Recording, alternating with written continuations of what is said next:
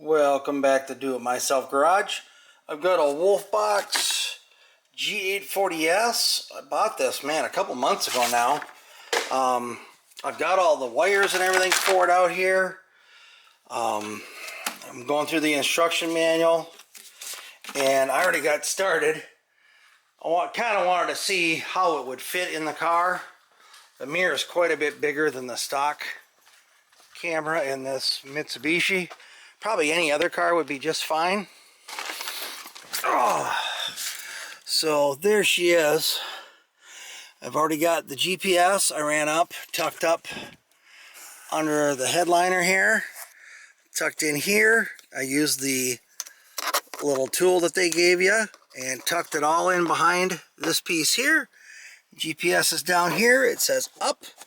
Got it just kind of tacked on the dash there. It has a two-face, or it has a tape on it. You pull the back and there it is. So let's get the rest hooked up. I'll bring you along for that part at least. Sorry I got started before you. Alright, so I ran the cable from here, the back side of the mirror, ran it up next to the other wire for the GPS, ran it down the side, kind of comes out there. It's the only spot you can actually see it. And then tuck it in behind there, and then all up under the carpet, you know, behind the dash. And then I just brought it along the side here on the Mitsubishi. I could have run it behind the radio, but that seemed like it was going to pinch the wire too much, so I ran it there. So the wire is still a little loose.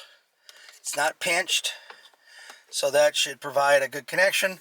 It has a USB port built into it, so you don't lose your charger, although my other one I had a dual charger on it, but I hardly ever use the dual part of it anyway.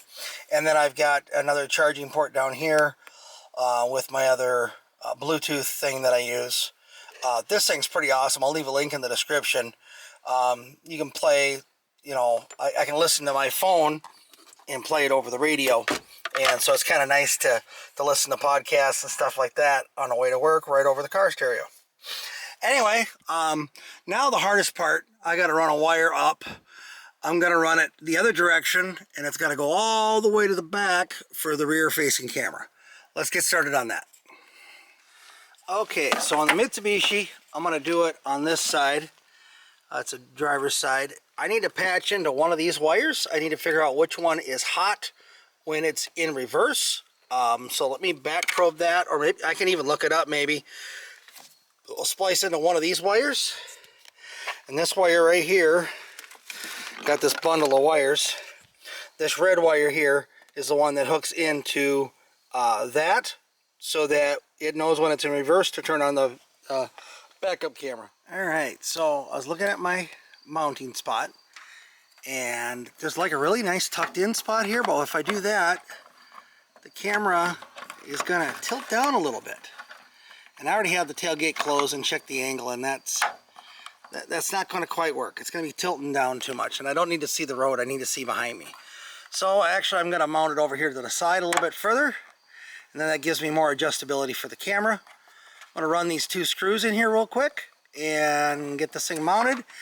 I installed a grommet on this wire because I'm actually going to drill a hole in my trunk. Now, you might want to mount yours differently, but that's how I'm planning on mounting mine. I'm going to drill a hole right there, run the wire in and down and into the deal for the sensor for the backup. Alright, drilled a couple holes there because there's no way that these screws are self-tapping. Now I just have to drill a hole for the grommet. I'm going to set this up there and kind of lay out where the hole should be, and I'm going to drill a hole for my grommet for the wire. Alright, I got that drilled through. That was just single walled, so that should make it real easy getting the wire through into the trunk.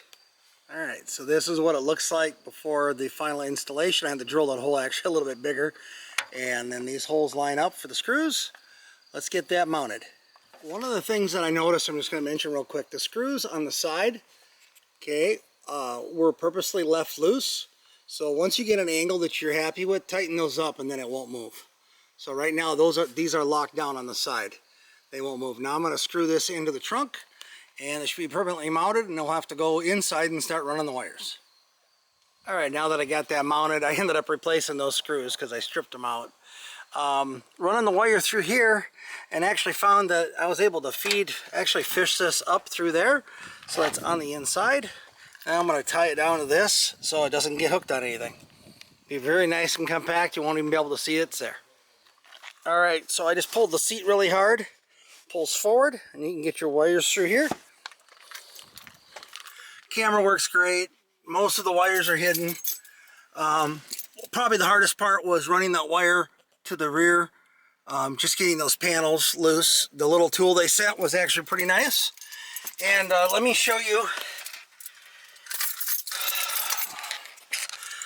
Let me show you what it looks like. So in regular mode, when you're not using it, it's just a rear mirror, okay, with no power. I apologize, my hair is all flooded today. Shouldn't have to look at me. So anyway, it comes up with that. I already set the time. The menu on this thing is super friendly. It's got the time, it's got the speed, automatically starts recording. The SD card was already installed in this thing. When you first boot it up, it says, asks you to format the card, say yes, and then away you go. Nothing to it. I got a really good view of the back. My only disappointment is like down, if you can see this crack in the concrete back here in my driveway. Let me show you how far back that is. So basically this really isn't I don't think it's a very good backup camera, unless I had it pointing way down. Because that crack is way back here. So it's probably not going to help you with backing up close to something. At least not like a curb or nothing, which I don't need it. I just want it mainly for traffic and to prove that I'm not the one that's at fault, because they're going to think I am. Look how beat up this old car is. It wasn't that expensive. Obviously this could be taken out and put in another car. There's nothing that's permanently wired. Oh, they got the backup wire back there. You know what? I'm not going to hook that up. Oh wait, I wonder if you hook that up, if that puts that camera in a different mode. Let's hook that up and see if that helps with the view of that rear-facing camera. Maybe that'll do that, and I believe it'll also give me like backup guidance also. I'm going to show you here. There's a little the middle clip right there.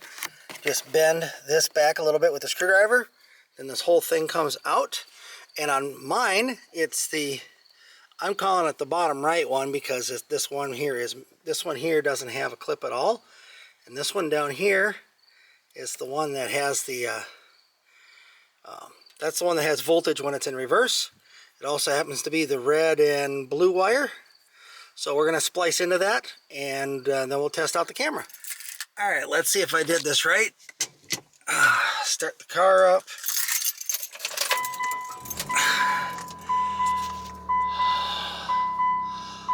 Wolfbox.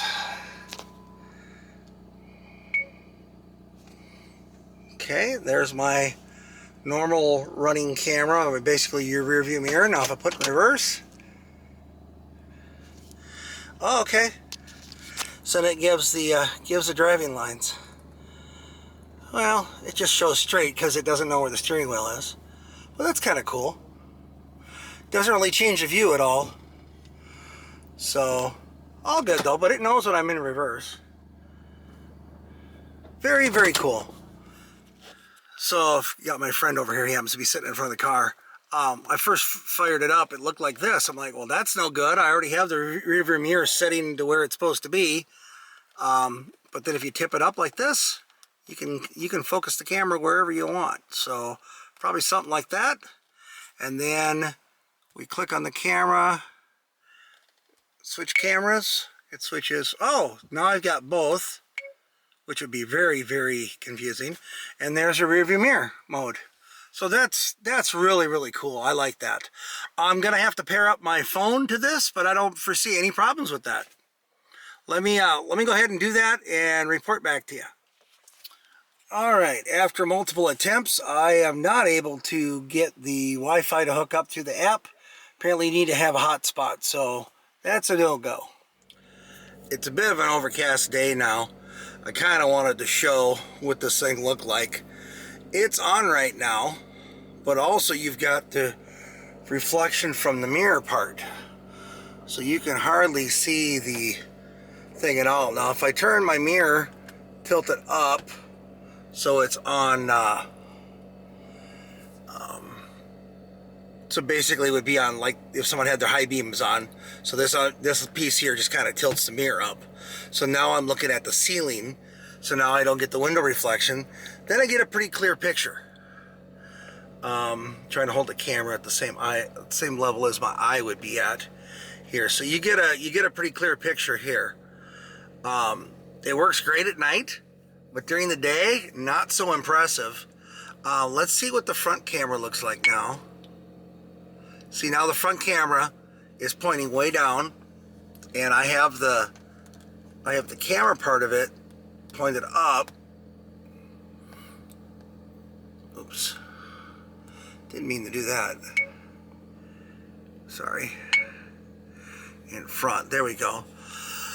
So I guess that would work. I gotta go a little bit left. No, that's about right. I'm thinking I'm parked on the side of the road here. So maybe I'll try it. Maybe I'll try it like that for a little while. With it tilted like that.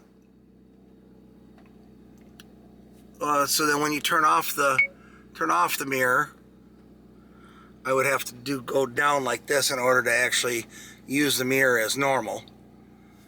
But if you want to use this part of it, if you want to actually use the camera, you'd have to do that. So when I'm driving, I really don't have it on. I use it for recording. But at night, it's really nice because you can actually see behind you. I don't know. That seems like the only thing to me that's a little bit questionable is the fact that when it's like that, you're not going to see both, not during the day, especially on a bright day. Today happens to be a bit overcast. At any rate, I hope that was somewhat informative for you. This is my little work beater car again, and yeah, I do a fair amount of driving during the week, and she's got some battle scars here. I hit a deer one night, and before I bought it, she had been through the ditch. I lost one of the original hubcaps, which I'm actually a little upset about because I have the original Mitsubishi hubcaps otherwise. So anyway, thanks again for watching. Like, subscribe, all that great stuff, and hope to see you out some of the events, car shows that are coming up. You guys take care. See you in the next video.